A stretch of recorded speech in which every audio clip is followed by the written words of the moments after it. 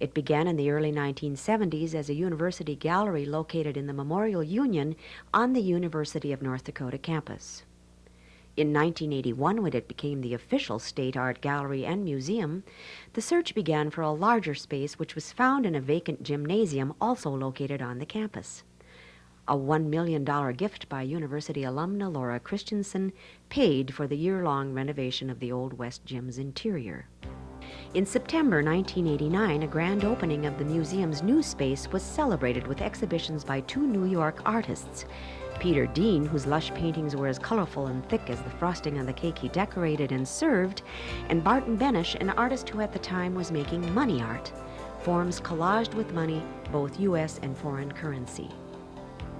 Barton also designed the museum shop, which features gifts from around the world and by local artisans, jewelry, and cards.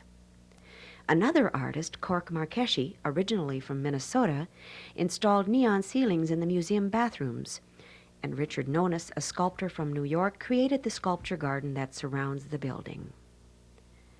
A new front entrance was added, and a stone carver, Chris Steinauer, brought in to carve the museum's name in the limestone lintel. He developed a new type style, Dakota sand, for the lettering to complete the renovation project.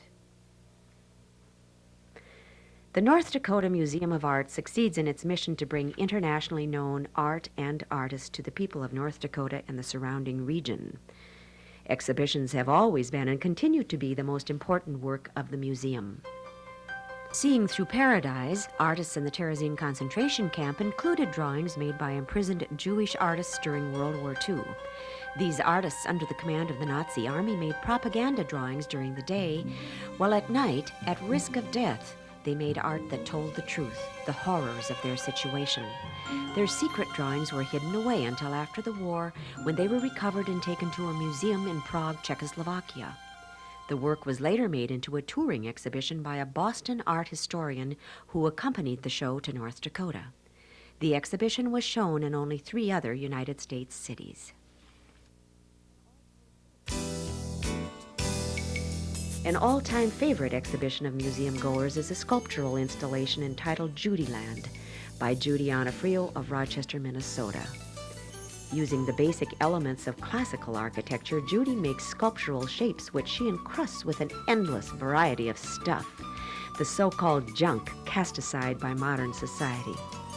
Museum visitors to the installation, many of them children, enjoyed finding in Judy's work things they recognized: an Aunt Jemima syrup bottle, Jello molds, jewelry, jar lids, pencils, buttons, and assorted bric-a-brac, all of which Judy discovers and collects from garage sales and flea markets. The application of the materials and the ageless content of the work, the battle of good and evil in a garden-like setting, makes Judy's classical sculpture shapes fine works of contemporary art. Over a 1-year period, Japanese artists were invited to exhibit at the North Dakota Museum of Art in a series of 3 exhibitions called Light and Shadow, Japanese Artists in Space. 15 different artists came from Japan to the museum. They brought their work and they met the people of North Dakota. The Japanese art brought a new serenity to the already elegant museum spaces. Perhaps because of the references to nature in the Japanese work, people found the installations restful as a quiet setting in nature. For example, what in nature might this piece by Koji Takaki bring to mind for you? Researched and curated by museum director Laurel Reuter, an exhibition of authentic Native American shields will soon bring to the people of North Dakota and the surrounding region a first-of-a-kind exhibition. The world premiere will later go on international tour. Native American art has long been of interest to director Reuter, perhaps because she was raised as the only white child on the Fort Totten Indian Reservation. Director Reuter's interest in Native Americans is reflected in the North Dakota Museum of Art's permanent collection, as in this engaging color pencil drawing by Frank Big Bear. Now numbering over 400 pieces, the museum's permanent collection includes a variety of art and artists. Among the most recent works added to the collection are 3 pieces by Kiki Smith, currently well-known New York artist. Nancy Freese, an artist with roots in North Dakota, paints colorful landscapes, this one of the North Dakota Badlands.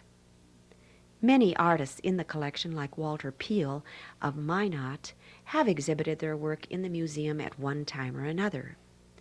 Can you name the artist who created this pearl-studded deer now in the museum's permanent collection? As the museum continues to grow and expand, its programs too grow and expand. Among the most popular is the Parent-Child Workshop every first Saturday of the month in the museum, which is run by the museum's education director and exhibitions coordinator, Paul Newt. Guided tours for visiting groups are also part of the museum's educational work. Other successful programs in place are the Museum Concert Series, which brings 5 classical concerts to the museum on Sunday afternoons, and the Cultural Investment Group, a group of around 50 people who have 5 learning sessions each season, one of which is a field trip to galleries and studios in larger cities, all for the purpose of studying contemporary art. Each year, a gala benefit dinner and art auction is held in the museum galleries. 250 guests fill the museum spaces with color and good fun. Art is sold by silent auction, and guests dine in artful elegance on a 7-course meal prepared by chef Kim Holmes and served by volunteer waiters. In its new space, the museum has expanded and grown. But its true beginning came in the early years because of the vision of its founder and director, Laurel Reuter. Former Dean of the College of Arts and Sciences at UND, Bernard O'Kelly, speaks of Reuter and those early years. It's a museum that is known around the world, as Laurel Reuter herself is known around the world, for its contributions. It puts this state into a worldwide network that runs throughout Asia and Africa and Europe, as well as the Americas.